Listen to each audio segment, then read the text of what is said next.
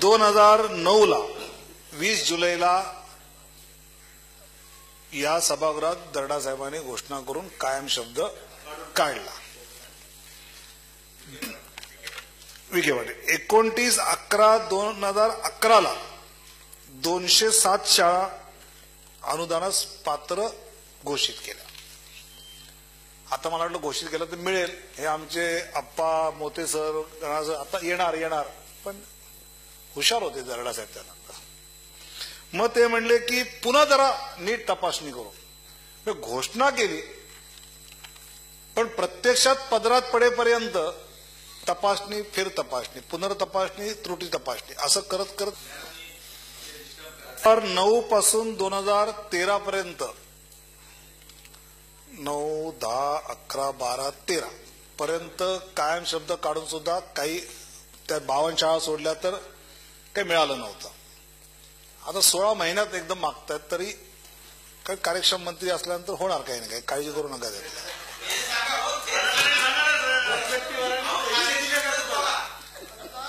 सभापती महोदय, आता हे सगळे सन्मान्य सदस्य इतके वर्ष सभागृहामध्ये आहेत. बजेट आपण वाचतो, बजेट आपण वाचलं की त्यामध्ये त्या खात्याला झालेली तरतूद आहे ती आपण पाहतो. आता त्या तरतुदीमधनं व्यवस्था करायची आहे आणि सभागृहात घोषणा केलेली आहे की शासनाच्या नियमाप्रमाणे करू, तर हा प्रश्न विचारायचीच गरज नव्हती असं मला वाटतं. अत्यंत वेळेमध्ये आणि चांगलं. सन्माननीय सभापती महोदय, गेल्या 2 दिवसापासून अनेक सभासदांची भाषणं या अर्थसंकल्पावर ऐकतोय. या अर्थसंकल्पावर सरकारचं अभिनंदन करावं की करू नये या मानसिक अवस्थेत मी आहे. राज्यात विनाअनुदानित शिक्षकांची स्थिती प्रचंड खराब आहे. नागपूर अधिवेशनाच्या वेळी महाराष्ट्र राज्य शाळा कृती समिती, शिक्षक आघाडी यांनी शेगाव ते नागपूर पायदळ दिंडी काढली, तर विनाअनुदानित शिक्षक कृती समितीनं फार मोठं आंदोलन नागपूरला केलं. हे झाल्यानंतर शिक्षकांना निश्चित न्याय मिळेल आणि तो मिळाला अशा प्रकारची वाच्यता सभागृहातील अनेक सदस्यांनी केली.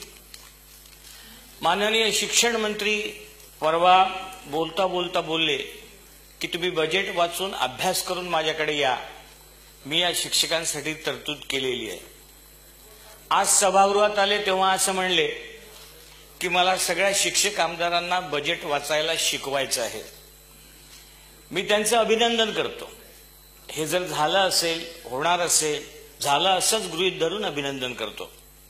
मुद्दा असा आहे, राज्यभरातून अनेक फोन येत आहेत की प्रचलित नियमानुसार झालं का, किती टक्के मिळणार आहे, कसं मिळणार आहे, नेमकं कधी मिळणार आहे. आज माननीय अर्थमंत्री इथं आहे, मला त्यांच्याकडून या सगळ्या प्रश्नांची उत्तरं पाहिजे की नेमकं किती, केव्हा आणि कशा पद्धतीनं या शिक्षकांना दिलासा मिळणार आहे. माझं नवीन काम असल्यामुळे बजेटचा अभ्यास मला जेवढा करता आला तेवढा मी केला. भारताच्या संविधानाच्या अनुच्छेद 202(1) अन्वये विधिमंडळात सादर केलेल्या अर्थसंकल्प विषय निवेदनात खंड 2 योजना अंतर्गत नवीन बाबीचा उल्लेख आहे. एवढा मोठा निर्णय आपण शिक्षकांसाठी दिला, त्याचा उल्लेख अर्थराज्यमंत्र्यांच्या भाषणात असायला पाहिजे होता. अनेक शिक्षक त्या दिवशी टीव्ही समोर डोळे लावून बसले होते की आपल्याला काय मिळालं त्याची घोषणा होईल, पण ती घोषणा अर्थराज्यमंत्र्यांच्या भाषणात नाही. ते दिलं हे निश्चित, पण कशा प्रकारे दिलं हे उत्तरात अपेक्षित आहे. एवढंच मी सभापतींच्या माध्यमातून सांगतो. शालेय शिक्षणाचा उल्लेख त्यात असायला पाहिजे होता. त्यामुळे योजनांतर्गत कोणतीही नवीन बाब शासनाने प्रस्तावितच केली नाही का असा प्रश्न माझ्या मनात उद्भवला. मागील 15 वर्षापासून विनावेतन सेवा देणाऱ्या सुमारे 12,000 शिक्षकांना वेतन अनुदान देण्यात येईल ही माननीय मंत्री यापूर्वीची घोषणा यावेळेस निश्चितपणे खरी ठरवतील याबद्दल माझ्या मनात विश्वास आहे. नवीन बाबीवर 2,353 कोटी 5,98,000 या तरतुदीपैकी विनाअनुदानित शाळांना अनुदान देण्याकरता किती निधी उपलब्ध होईल याचेही स्पष्टीकरण माननीय अर्थमंत्र्यांनी आपल्या भाषणात करावं अशी माझी अपेक्षा आहे. दिनांक 31 मार्च 2016 रोजी संपणाऱ्या वर्षाच्या कामासाठी राज्याच्या एकमेव निधीतून आणखी विवक्षित रकमा देण्यासाठी सादर केलेल्या विधेयकात 4,581 कोटी 32 लाख व 81,000 रकमेच्या पुरवणी मागण्या दर्शवण्यात आल्या आहेत. यात 2202 या लेखाशीर्षात रुपये 1,000 अशी तरतूद दर्शवली असून W2 सर्वसाधारण शिक्षण लेखाशीर्ष 2202 अंतर्गत पुन्हा 55 कोटी 48 लाख 4,000 या रकमेची पुरवणी मागणी दिसून येते. हिवाळी अधिवेशनाच्या वेळी अनुदानास पात्र ठरलेल्या शाळांचे जानेवारी व फेब्रुवारी 16 या 2 महिन्याचे वेतन अनुदान देण्याचा विचार सरकार करेल यासाठी तर हे आहे का याबद्दल माझी खात्री आहे असं मला वाटतं. याबद्दलही माननीय अर्थराज्यमंत्र्यांनी खुलासा करावा. अर्थसंकल्प विषयक निवेदन खंड 1 मधील पृष्ठ क्रमांक 107 वर सर्वसाधारण शिक्षणाचा अर्थसंकल्प दिला आहे.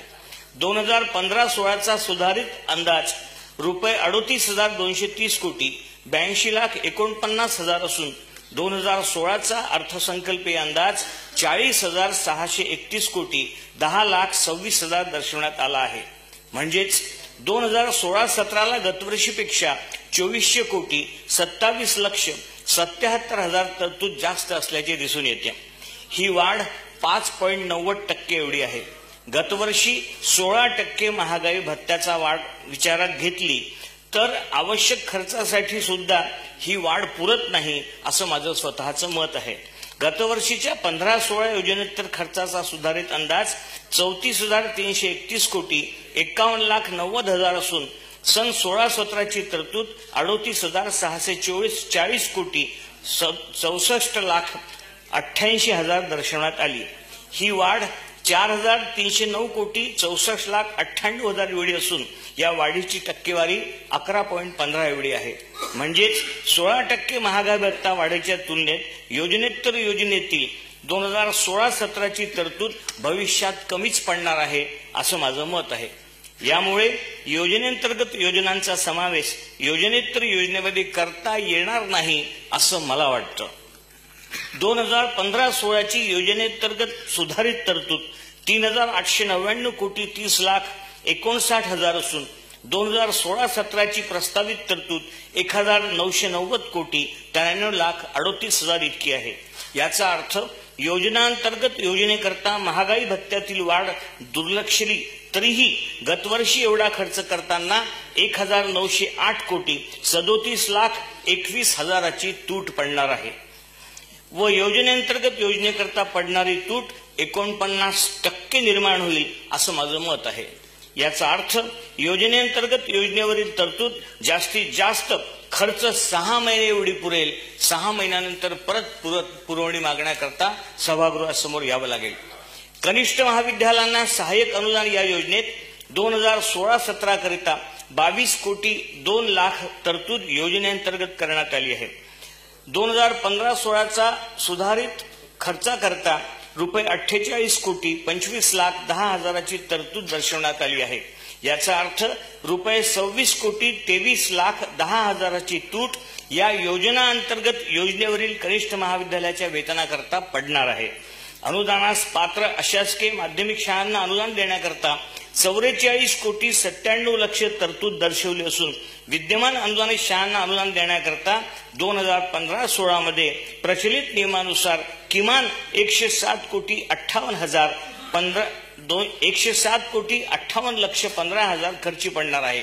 याचा अर्थ 16-17 मध्ये 62 कोटी 61,15,000ची तूट राहणार आहे. एवढा अभ्यास करून ही जर आकडेवारी अशी असेल तर शासन या विना अनुदानित शाळांच्या शिक्षकांकरता जो निधी उपलब्ध करून देणार आहे तो प्लॅन मधला शाळा नॉन प्लॅन मध्ये या वर्षात आणून प्लॅनचा पैसा या शिक्षकांना उपलब्ध करून देणार आहे का, तो कशा प्रकारे करून देईल, प्रचलित नियमानुसार करून देणार आहे का त्यामध्ये अजून कुठला दुसरा छुपा अजेंडा आहे याची माहिती मला माननीय अर्थमंत्र्यांकडून पाहिजे आहे. शिक्षकांची परिस्थिती प्रचंड खराब आहे. शेतकऱ्यांची जी अवस्था आहे तशीच अवस्था किंवा त्यापेक्षाही बिकट थोडीफार अशी शिक्षकांची आहे. गेल्या 15 वर्षापासून अत्यंत वेठ बिगारीचं काम हे शिक्षक करत आहेत. यांना न्याय देणं आता तरी गरजेचं आहे, नाही ते शिक्षकांच्या आत्महत्या देखील वाढतील असं अशा प्रकारे मी आपल्याला सांगतो. मुद्दा दुसरा असा आहे की अनेक शाळा अघोषित आहे. आता ही जी तरतूद केली आहे किंवा ज्या शिक्षकांना पगार मिळणार आहे त्या फक्त घोषित शाळा आहे, घोषित पात्र. अघोषितची जवळपास 500 शाळांची यादी माननीय शिक्षण मंत्र्यांकडे 1 महिन्यापासून पडून आहे. माननीय शिक्षण मंत्र्यांनी असं सांगितलं की पहिले आपण अनुदानाची तरतूद करू आणि मग या शाळा घोषित करू. असं असताना सुद्धा 10 तारखेला एक शाळा घोषित करण्यात आली आहे शासनातर्फे. एक शाळा, ही एक शाळा घोषित करताना बाकी सर्व शाळांवर अन्याय केला गेला आहे. हे अधिवेशन संपण्यापूर्वी या अघोषित शाळांची घोषणा सरकार करणार का याबद्दलही शिक्षण मंत्र्यांनी खुलासा करावा अशी माझी आपल्या मार्फत त्यांना विनंती आहे. माननीय सभापती महोदय, या प्रकरणात संपूर्ण सदनाच्या सदस्यांनीच थोडंसं लक्ष घालावं. शिक्षकांचा प्रश्न आहे म्हणून तो दुर्लक्षिला जाऊ नये. शेतकऱ्यांचाही प्रश्न तेवढाच महत्वाचा आहे, त्याच्या खालोखाल शिक्षकांचाही महत्वाचा आहे. पवित्र काम करणारे शिक्षक, विद्यादान करणारे शिक्षक जर उपाशीपोटी जगत असतील तर ते काय विद्यादान करतील? भविष्यात अशी कुठली पिढी घडेल की जे उपाशी शिक्षक शिकवतील? याबद्दल सभागृहाने चिंता व्यक्त करावी असंही मला वाटतं. जय हिंद, जय महाराष्ट्र. सभापती महोदय, मी मगाशीच खरं म्हणजे हेच म्हटलं की अशा पद्धतीची रचना या बजेटमध्ये आहे. मी मगाशी म्हटलं की आता आहे म्हटलं, आता तटका